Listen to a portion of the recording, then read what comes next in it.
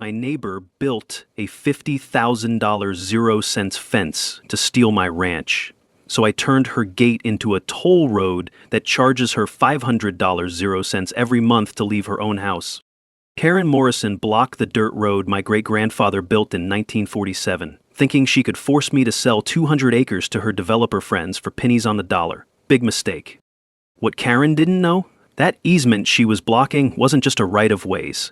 I own every inch of dirt under that road, and Texas law has a beautiful little provision about private toll roads. Monday morning, 6 a.m. Diesel fumes, morning mist, the smell of revenge brewing stronger than my coffee. There's Karen, in silk pajamas, grinning like a cat with cream, explaining how her new security gate was for everyone's safety. The look on her face when I installed my own toll booth? Priceless. What would you do if your HOA tried to steal your family's land? Drop your location and wildest neighbor war story below. Mine ends with handcuffs and a very profitable business. My name's Jake Sullivan, and I'm the third generation to work this 200-acre cattle ranch outside Austin. My grandfather homesteaded this land back in 1947 when it was nothing but mesquite and rattlesnakes. Built that dirt road with a team of mules and pure Texas stubbornness. I inherited the place 15 years ago, and let me tell you, ranching doesn't exactly pay the bills anymore, so I work as an electrical contractor during the week to keep the lights on, literally and figuratively. My daughter Emma, she's 16 now, shows prize-winning cattle through 4-H. That girl's got more grit than most grown men I know. We've been a team ever since her mom died in a car accident 3 years back. Cancer would have been easier to fight than black ice on Highway 35. The ranch sits at the end of a dirt road that cuts across what used to be the Johnson family's cotton field. But about 5 years ago, some hotshot developer bought that land and turned it into Sunset Hills Estates, one of those cookie-cutter subdivisions where every house looks like it was ordered from the same catalog, McMansions with 3-car garages and lawns so perfect they look like AstroTurf.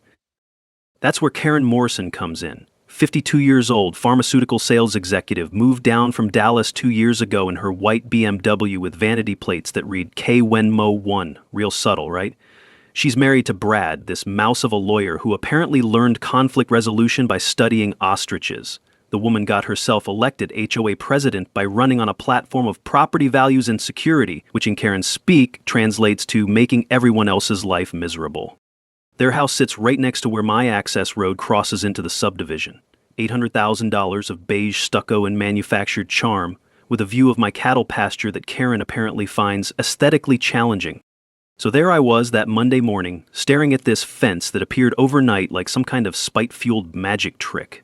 The smell of creosote from those fence posts mixed with Karen's overpowering perfume, the kind that's probably trying to mask 2 packs a day. The metallic clang of that electronic gate mechanism sounded like a prison door slamming shut. Karen handed me this 47-page access agreement with all the enthusiasm of a cat presenting a dead mouse. $500 a month, plus insurance, plus road maintenance costs. Liability concerns, she said, property aesthetics. Now, I may work with my hands for a living, but I'm not stupid. That road predates her precious subdivision by 60 years. It's recorded as an easement in the county records, which means I have every legal right to use it.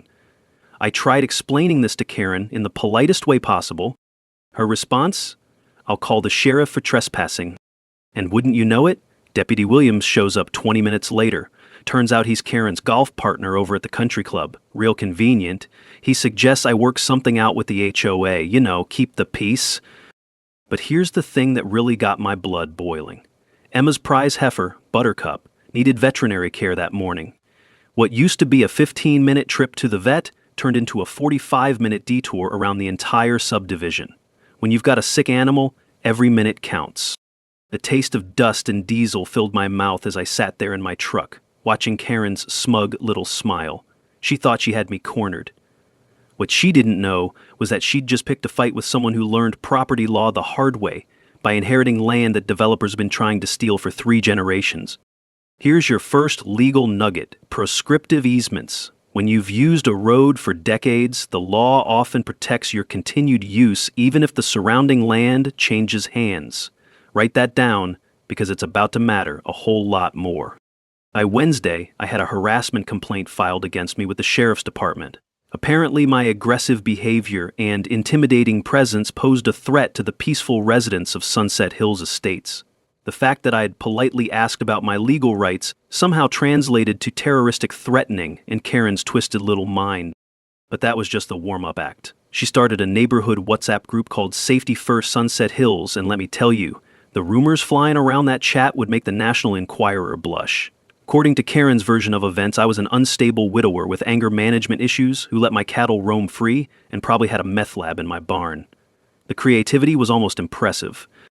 She managed to rally 3 other HOA board members to her cause, the kind of people who think having a boat makes them admirals and owning a riding mower qualifies them as landscaping experts.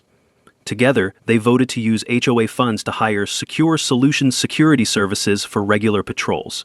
Nothing says we're terrified of one guy with a pickup truck like spending community money on rent-a-cops. Now, I could have just sat there and taken it, but my grandfather didn't raise quitters. I hired a surveyor to map out the exact property boundaries and document that easement once and for all. Cost me $800. I couldn't really afford, but sometimes you've got to spend money to make a point. The surveyor showed up on Friday morning with equipment that beeped and chirped like R2-D2 having a conversation with a smoke detector. Watching him work in the morning dew, taking precise measurements while Karen glared from her kitchen window, felt like watching science go to war with stupidity. And here's where things got interesting. That's the mini twist I mentioned. The survey revealed that Karen's beautiful, expensive fence wasn't just blocking my easement. It was actually sitting 3 feet onto the public right-of-ways. The county has very specific setback requirements, and Karen's fence violated every single one of them. I filed a complaint with county code enforcement faster than you could say property line violation. Nothing like using the bureaucracy against someone who thinks they're above the rules. But Karen wasn't going down without a fight. The following Tuesday, I got a certified letter from Harrison, Blake & Associates. That's Brad's law firm, in case you missed the family connection. A cease and desist order, claiming I was harassing HOA officials and demanding I stop my campaign of defamation and intentional infliction of emotional distress. The letter was longer than most Stephen King novels and about twice as scary, threatening to sue me for everything from harassment to interfering with business relationships. Legal fees could easily cost me the ranch, and Karen knew it. This wasn't just about a road anymore. It was about whether a working family could stand up to someone with deeper pockets and connection.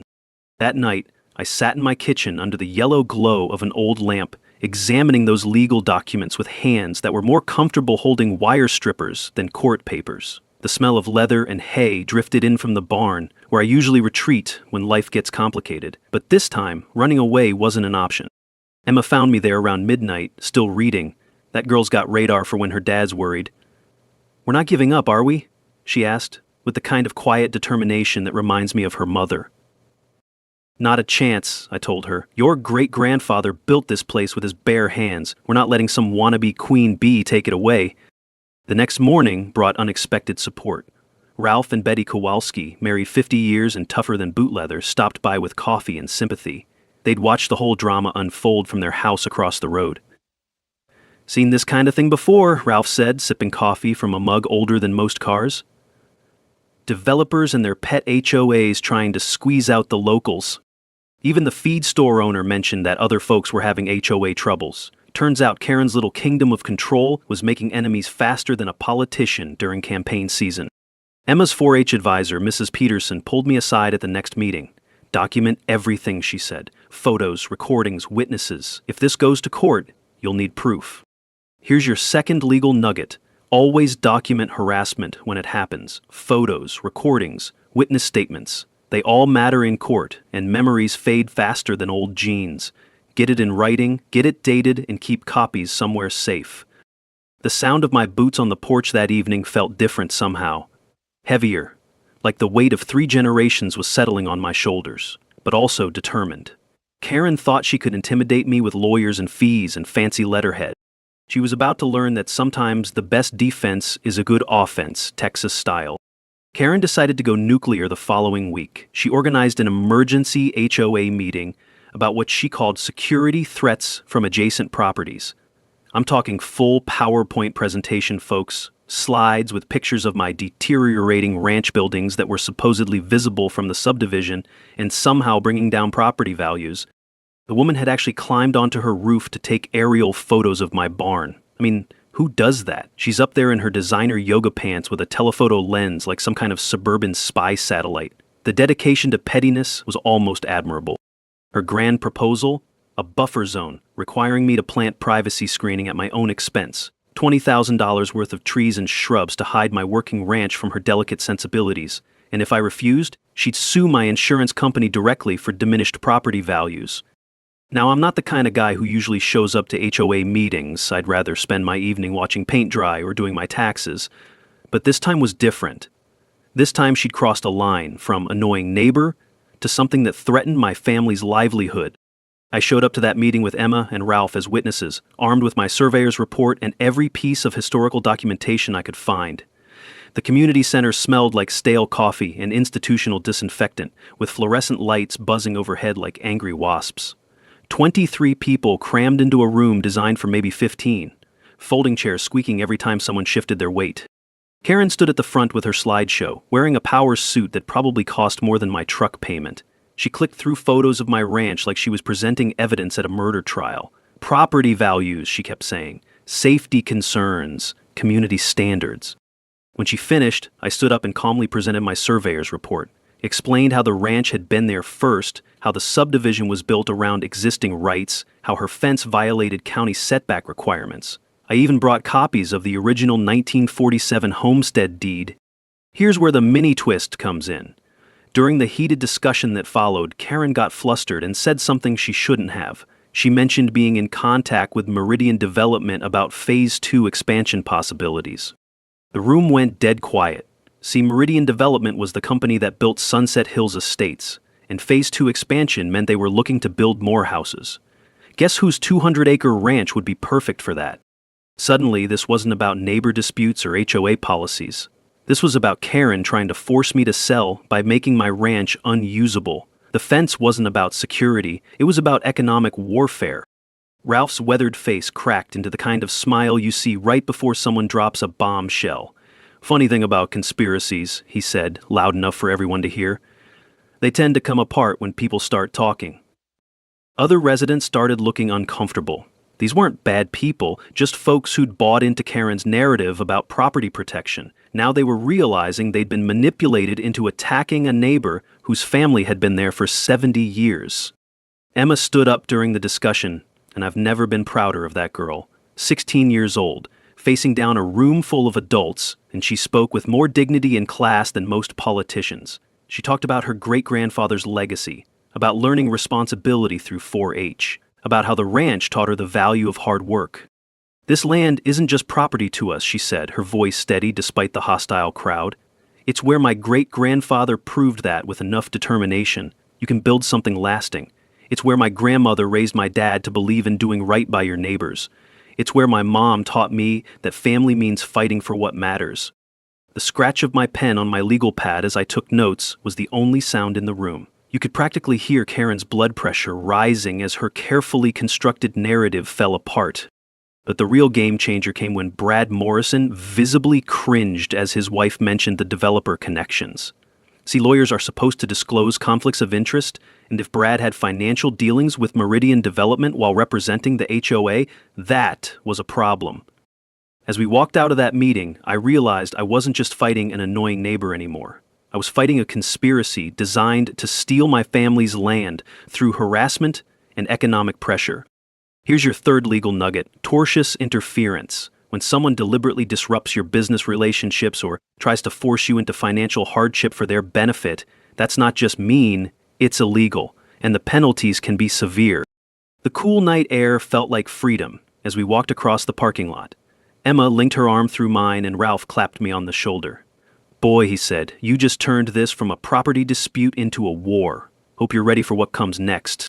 I was ready, more than ready. Time to show Karen Morrison what happens when you mess with a family that's been fighting for their land since before she was born.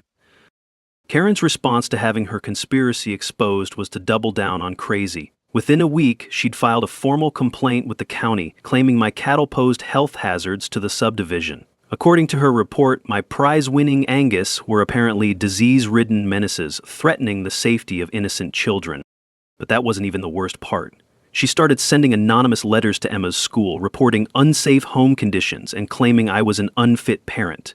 My 16-year-old daughter came home crying because the guidance counselor had pulled her out of class to ask if she felt safe at home. The look on Emma's face when she told me about it, I've never wanted to strangle someone with my bare hands more than I did that moment. Then Karen went after my livelihood. She used her HOA connections to start calling my electrical contracting clients, suggesting they might want to reconsider hiring someone involved in legal troubles. Lost 3 jobs that week, including a $15,000 0 cents commercial project I'd been counting on to pay for Emma's college applications. The final straw was her social media campaign. She created a Facebook group called Concerned Citizens of Sunset Hills and started posting photos of my cattle with captions about dangerous livestock operations near families. Never mind that these same cattle had been grazing peacefully for decades, or that Emma's 4-H projects had won county championships 3 years running. Time to lawyer up. I hired Sarah Martinez, an attorney who specializes in agricultural law and property rights. Cost me $5,000 I didn't have, but sometimes you've got to spend money to save everything you own. Sarah took one look at my documentation and smiled like a shark who just smelled blood in the water. "This isn't harassment," she said, spreading the evidence across her conference table. "This is systematic intimidation designed to force a property sale. We can work with this." Sarah filed a countercomplaint for intentional interference with business relationships. And that's when things got really interesting. See, when you're suing someone, you get access to something called the discovery process. Basically, you can force them to hand over documents and answer questions under oath, and boy, did we discover some interesting things. Karen owed $47,000, 0 cents in back taxes on her property. That explained the desperate need to increase property values quickly. But the real bombshell came when we found out she'd used HOA funds to pay for that fence. $23,000, 0 cents in community money spent on what was essentially a personal vendetta. That's embezzlement, folks, and it carries serious penalties. Sarah dug deeper and found a pattern. Karen had lived in 3 other Texas subdivisions over the past decade, and in each one she'd been involved in similar conflicts with rural neighbors. Always the same playbook: harassment, legal threats, mysterious developer connections, and eventual forced sales. The tide started turning when the local newspaper picked up the story. A reporter named Jim Santos had been covering HOA abuse cases across the state, and our situation fit his series perfectly. David versus Goliath stories sell papers, he told me over coffee at the diner, especially when Goliath turns out to be corrupt. Other victims started coming forward. A retired teacher whose vegetable garden was declared a health hazard, a disabled veteran whose service dog was banned from HOA common areas, an elderly couple forced to remove their late son's memorial garden because it violated landscaping standards. The Ranchers Association offered support and legal fund contributions. Turns out protecting working agricultural land from suburban encroachment is a big deal in Texas. Who knew? But the biggest surprise came from inside Karen's own house. Brad Morrison showed up at my door one evening, looking like a man who'd been carrying a heavy secret too long. He handed me a manila envelope and said, "I can't watch this anymore." Inside were HOA financial records going back 2 years. Every questionable expense, every suspicious payment, every violation of fiduciary duty documented in black and white. Brad might be a mouse, but he'd kept meticulous records of his wife's crimes. "She's been skimming money for months," he said, refusing to come inside for coffee. "The fence was just the biggest expense. There are others." Emma's 4-H group organized a Save Our Ranches awareness campaign, complete with t-shirts and bumper stickers. That girl turned into a social media strategist overnight, posting videos about ranch life and agricultural heritage that started going viral. Nothing like having a 16-year-old teach you about public relations. But the emotional toll was getting heavy. I found Emma crying over social media bullying from other kids whose parents had bought into Karen's narrative. She was losing friends, getting dirty looks at school, dealing with stress no teenager should have to handle. Ralph stopped by that evening and found me staring at a letter from a real estate company offering to buy the ranch for fair market value. "You thinking about it?" he asked, settling into my porch chair with a grunt. "For about 5 seconds," I admitted. Then I remembered that my wife loved this place, wanted Emma to inherit it someday. "Good," Ralph said, "because I got a feeling your troubles are about to become Karen's problems." Sarah called me on a Thursday morning with news that changed everything. She'd been digging through the original property records, going all the way back to 1947, when she found something that made her literally whoop out loud in the courthouse records room. "Jake," she said, and I could hear the grin in her voice, "sit down for this one." The access road wasn't just an easement. I owned it. Not the right to use it, the actual land underneath it. Apparently, there'd been a surveyor's error when the subdivision was platted. The developers had assumed the road was public right-of-ways and built around it, but the original homestead deed clearly showed that my great-grandfather had purchased and owned that strip of land outright. Think about that for a minute. Karen's fence wasn't just blocking my access, it was sitting on my private property. She was trespassing, and she'd spent $50,000, 0 cents, building a fence on land that belonged to me. But wait, it gets better. Sarah had also uncovered what she called the deeper conspiracy. Brad's secret documents revealed that Meridian Development had promised Karen a $200,000 0-cent finder's fee for securing my property. The other HOA board members each had their own side deals, consulting fees for various services that seemed suspiciously vague. We're talking about potential criminal charges here. Mail fraud for those fake legal threats sent on Brad's law firm letterhead, wire fraud for the electronic communications about forcing the sale, and if we could prove coordination between multiple parties, RICO charges. That's the law they use to prosecute organized crime. Even the county commissioner was getting campaign contributions from Meridian Development. The whole system was rotten from top to bottom. That's when Sarah suggested something that was either brilliant or completely insane. If you own the road, she said, you can control access to it, including charging fees. The irony was beautiful. Karen had built the perfect infrastructure for a toll operation. All we had to do was flip the script. Instead of fighting to remove her fence, we could install our own toll system and charge everyone who used my road to access the subdivision. "Is that legal?" I asked. "Completely," Sarah said. "Private road owners can charge reasonable fees for usage. There's precedent all over Texas." That night, I sat on my porch with Emma, watching the sunset paint the sky orange and purple over our pasture. The smell of evening air carried the sound of cattle settling down for the night, mixed with the distant hum of subdivision air conditioners working overtime. "Dad," Emma said, "are we really going to charge people to use our road?" "We're going to charge them exactly what Karen wanted to charge us," I told her, $500 a month plus maintenance fees. Emma laughed, the first real laugh I'd heard from her in weeks.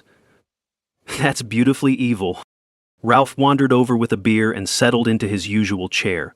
When I told him about Sarah's discovery, he just nodded, like he'd been expecting it all along. "Your great-grandfather was a smart man," he said. "Always said he bought that land fair and square, every inch of it. Looks like he was keeping better records than the county." The next morning, I visited my wife's grave to tell her about the plan.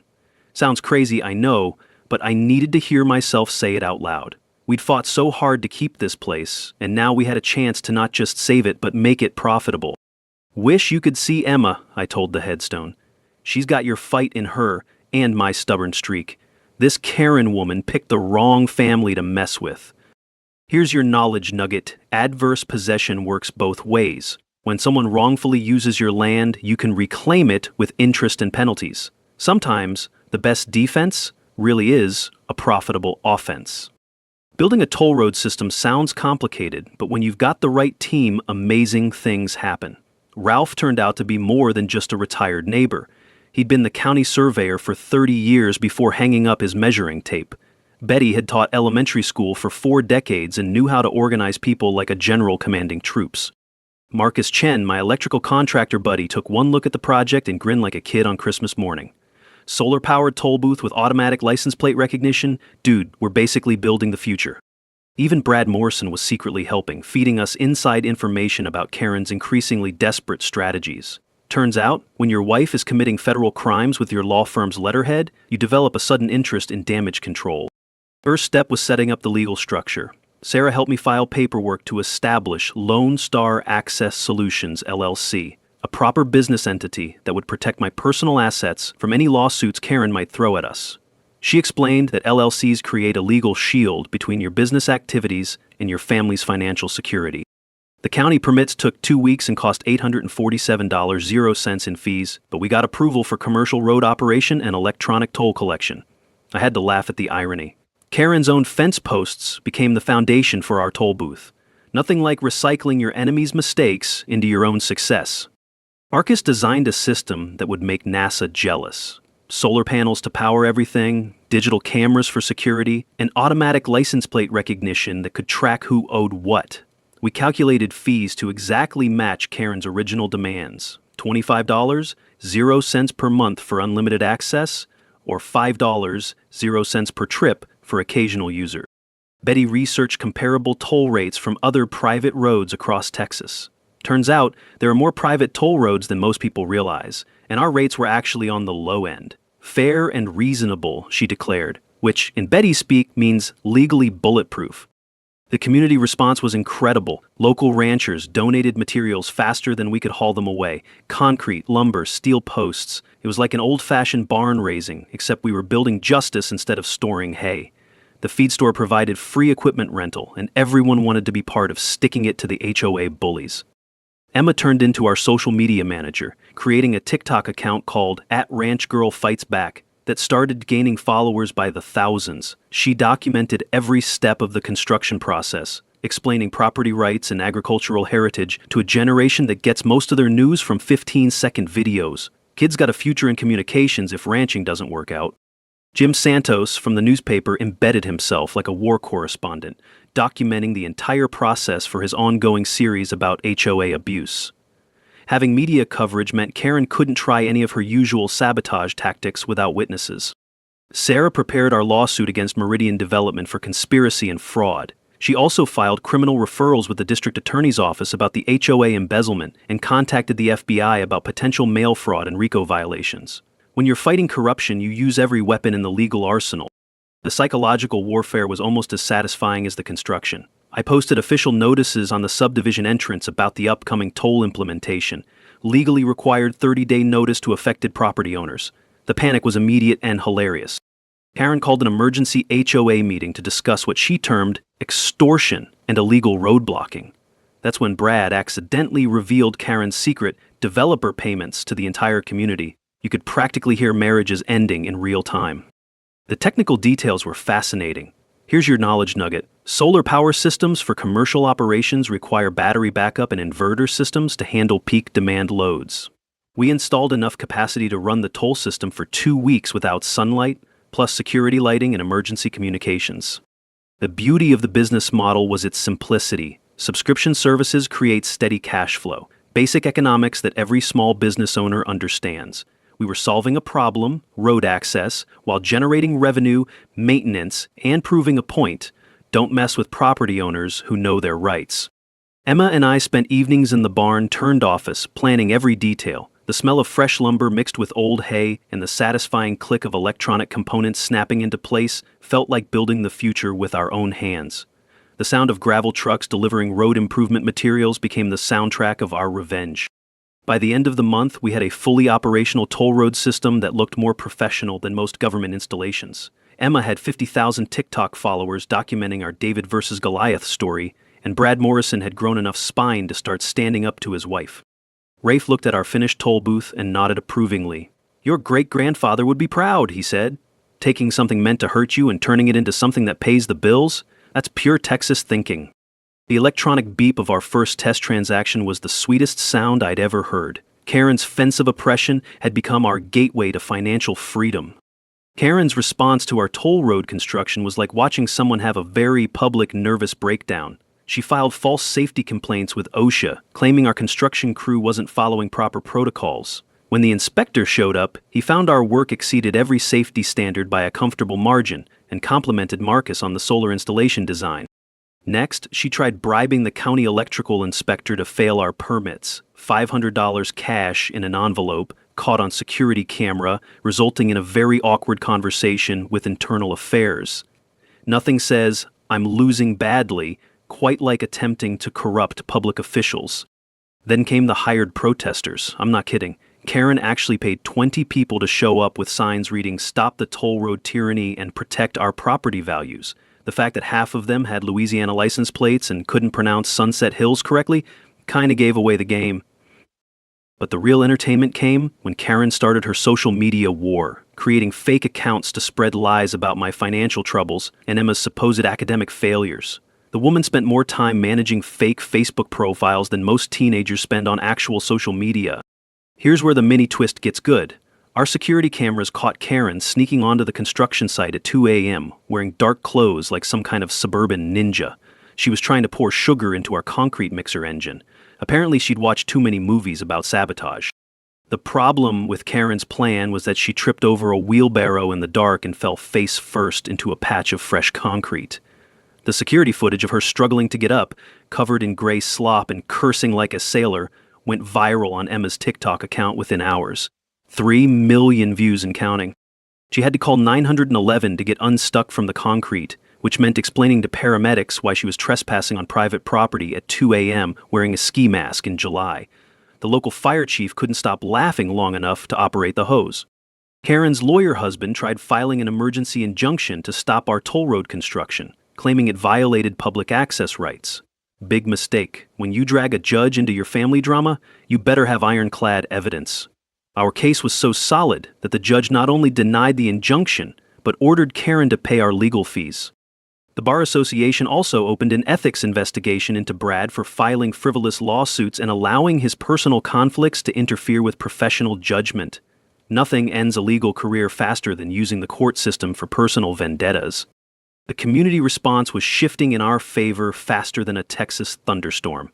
3 HOA board members resigned rather than be associated with Karen's increasingly unhinged behavior.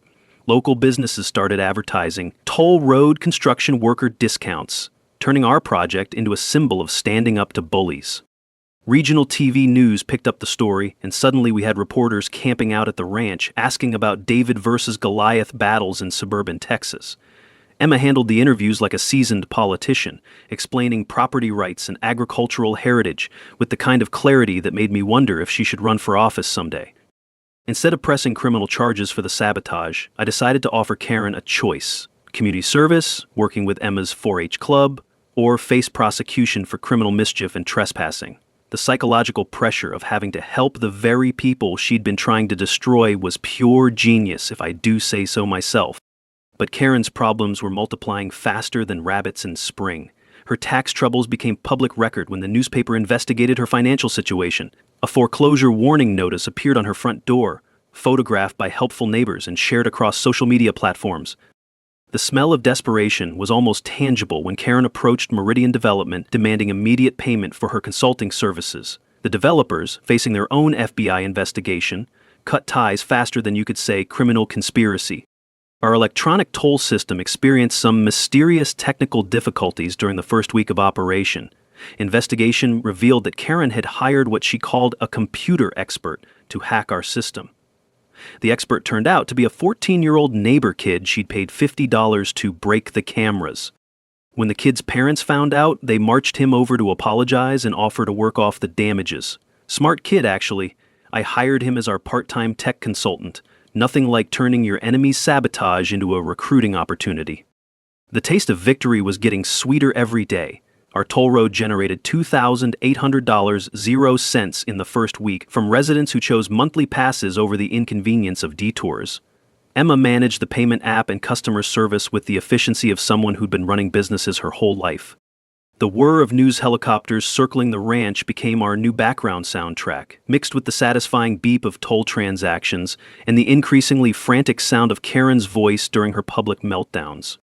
"Dad," Emma said one evening as we watched the sunset from our profitable toll booth, "I think we broke her." "Nah," I replied, watching Karen pace frantically in her yard across the way. "She broke herself. We just gave her the tools." Karen's final desperate moves were like watching a cornered animal lash out at everything around it. She filed a complaint with the Texas Department of Agriculture, claiming my cattle were spreading some kind of mysterious disease that threatened the entire subdivision. The state veterinarian who investigated found my herd healthier than most show animals and commended our vaccination and health management protocols. Next came environmental accusations. Karen claimed our toll road construction violated wetland protection laws, despite the fact that we were improving an existing road on bone-dry Texas hardpan. The environmental inspector spent about 10 minutes confirming that the nearest wetland was 15 miles away. Then she went nuclear on the family front. Karen tried to have Emma removed from our home, filing reports with Child Protective Services claiming unsafe living conditions and exposure to dangerous machinery. The CPS worker who visited actually complimented me on our safety measures and Emma's obvious well-being, then suggested Karen might need psychological evaluation for filing false reports. But Karen's most desperate move was threatening to expose my supposed tax evasion. Problem was, I've never evaded taxes in my life. Hard to hide income when you're barely making ends meet. The IRS investigation she demanded resulted in a clean audit and a letter commending my record-keeping. Meanwhile, our toll road business was thriving beyond my wildest expectations. First-month revenue hit $12,000 with most subdivision residents choosing monthly passes over the inconvenience of detours. Emma's customer service skills turned angry callers into satisfied customers who actually appreciated having a maintained, well-lit access road. The media circus had grown from regional interest to national attention. Small-town Texas, toll road justice, became a trending topic on social media.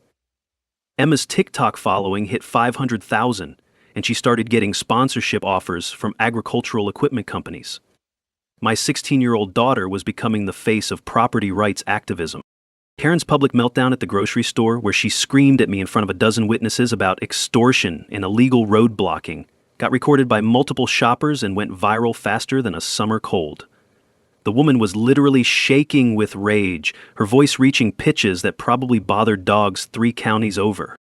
Her employer, a major pharmaceutical company, put her on administrative leave after the grocery store video surfaced on LinkedIn with her name attached. Apparently having your sales executives associated with viral meltdowns and federal investigations isn't great for corporate image. The alliance fractures kept coming. Brad Morrison finally filed for separation, citing irreconcilable differences and ongoing criminal behavior. He moved out of the house, leaving Karen with the full mortgage payment she couldn't afford. Brad's cooperation with federal investigators was comprehensive. He'd been documenting Karen's crimes for months, probably planning his exit strategy. Emma and I were working as a real team now, managing what had become a legitimate business operation. We hired 2 part-time employees for maintenance and customer service, creating jobs in our small community. The irony wasn't lost on me. Karen's attempt to destroy us had turned into the most successful venture I'd ever launched. The FBI visited Karen 3 times that month, each visit lasting longer than the previous one. Word was they were building cases for mail fraud, wire fraud, and RICO violations. The sound of their black SUVs pulling into her driveway became as regular as the mail delivery. Karen's financial situation spiraled into free fall. Foreclosure proceedings began when she missed her 3rd consecutive mortgage payment. The bank wasn't interested in her excuses about temporary cash flow problems and pending legal settlements. Numbers don't lie, and Karen's numbers were uglier than a roadkill armadillo. Her adult children publicly distanced themselves from her behavior.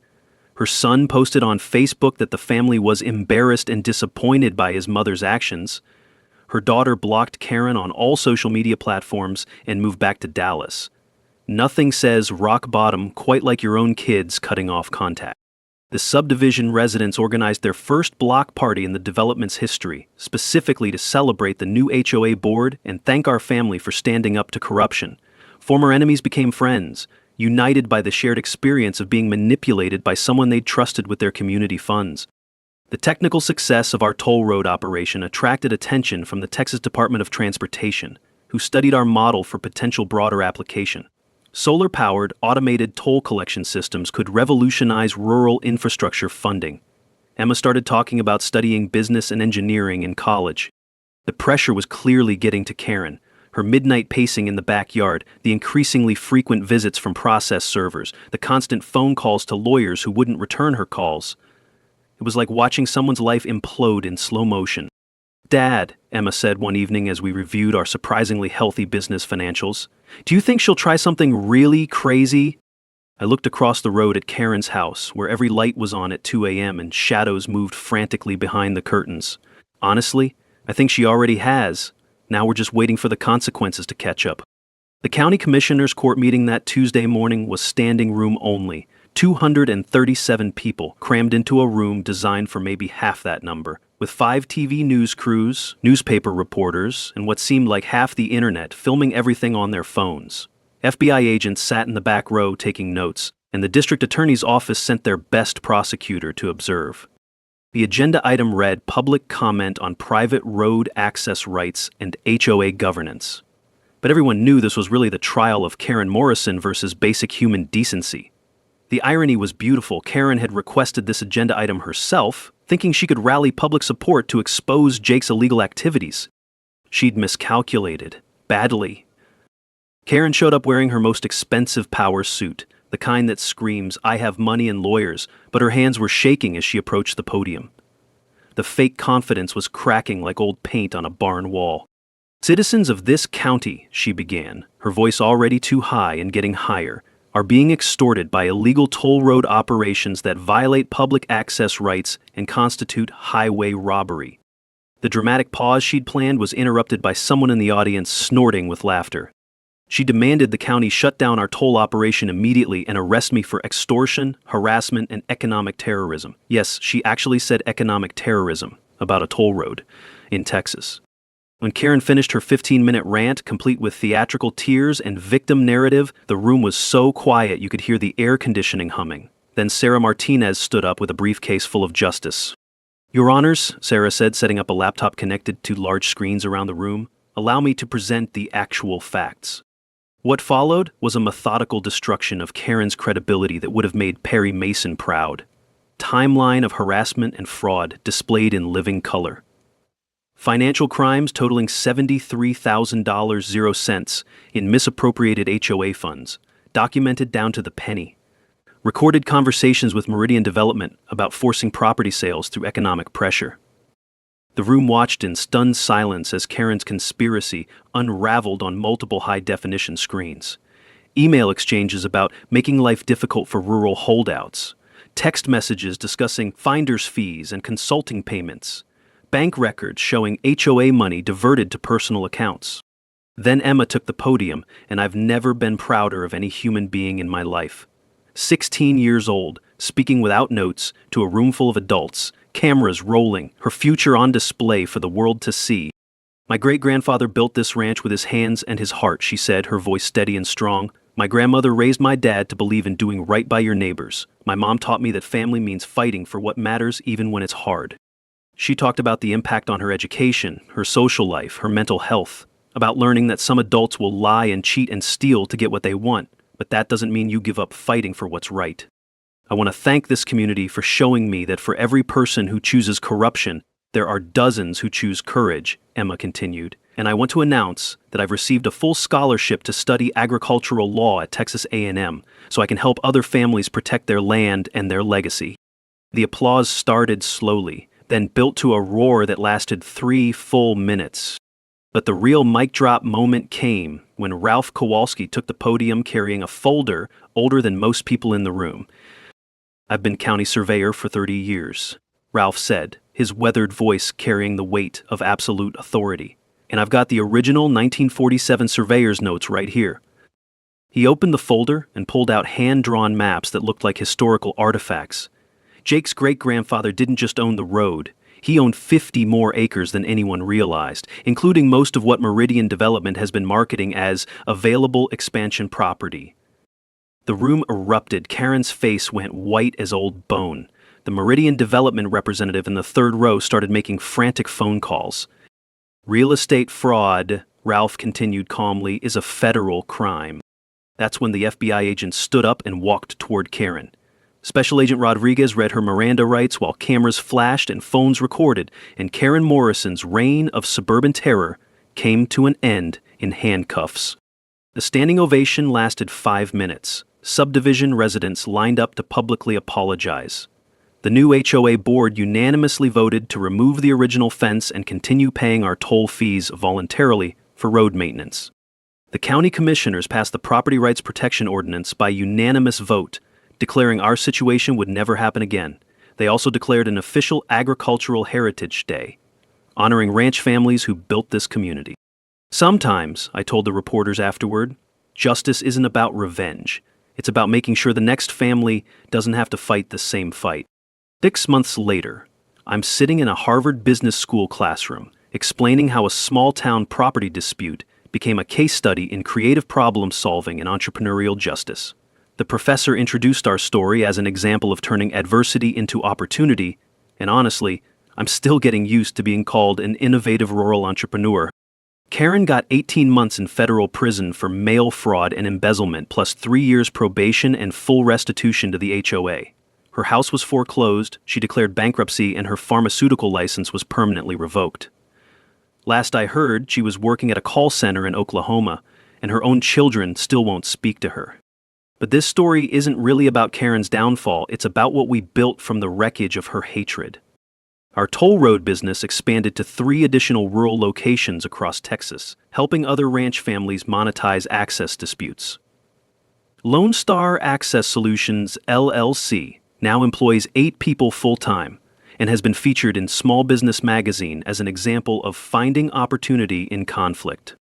Emma graduated as valedictorian and is thriving at Texas A&M in their agricultural law program. She still manages our social media presence, which now includes 750,000 TikTok followers, who love our Justice Served with a side of business sense content.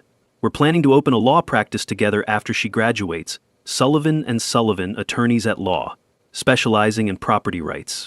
The bigger impact has been incredible. Jake's Law passed the Texas legislature unanimously, protecting rural property access rights from HOA overreach. 12 other states have introduced similar legislation, and there's a Supreme Court case citing our precedent in property law disputes. Sunset Hills Estates became a model community with transparent governance and monthly barbecues instead of confrontational meetings. Property values actually increased due to the positive national attention, and they built a small monument honoring agricultural heritage families right next to our toll booth. But the thing I'm most proud of is the Rural Heritage Scholarship Fund we established, using toll road profits. We award $10,000 0-cent scholarships annually to farm and ranch kids pursuing higher education. Emma administers the program, and this year we helped 15 students afford college. We also partnered with the county to purchase and preserve 500 acres as permanent ranch land, ensuring future generations will understand where their food comes from and why agricultural heritage matters. The conservation project attracted matching funds from the state, turning our small investment into lasting environmental protection. The first annual Property Rights and BBQ Festival drew 5,000 visitors last month, featuring workshops on property law, small business development, and HOA governance reform. Former enemies worked side by side, serving brisket and directing traffic, proving that communities can heal when truth wins over manipulation. Our toll road system became the template for rural infrastructure funding across Texas. The Department of Transportation is piloting similar projects in 6 counties, proving that private enterprise can solve public access problems while generating local economic development. The personal healing has been just as important as the business success. I started dating Linda Peterson, Emma's former 4-H advisor, who's now the elementary school principal. She supported us through the darkest days and stuck around for the victory celebration. Emma calls her the mom she chose, which makes my heart full every time I hear it. Ralph and Betty officially became Emma's honorary grandparents, and they're teaching her everything about surveying and community organizing. When Ralph retires next year, Emma will take over managing the scholarship fund with Betty's organizational expertise and Ralph's eye for detail. The documentary Toll Road to Justice won a regional Emmy Award, and my memoir Fenced In Fighting Back spent 6 weeks on the bestseller list. But the real satisfaction comes from the hundreds of emails we get from families facing similar battles, using our story as inspiration to fight back against bullies with deep pockets. I still visit my wife's grave every Sunday to update her on Emma's achievements and our unexpected business success. She's going to be a better lawyer than both of us combined, I tell the headstone, and she learned it all by watching her dad refuse to give up. Sometimes the best response to a bully is profitable persistence. Know your property rights. Ignorance costs money, but knowledge pays dividends. And remember, turn your problems into other people's solutions, then charge them fairly for the privilege. Drop your HOA nightmare story in the comments. The crazier, the better. What would you charge for access to your property? Hit that subscribe button if you love stories where justice gets served with a side of sweet, sweet profit. Next week, how I turned my neighbor's noise complaint into a sound ordinance that backfired spectacularly.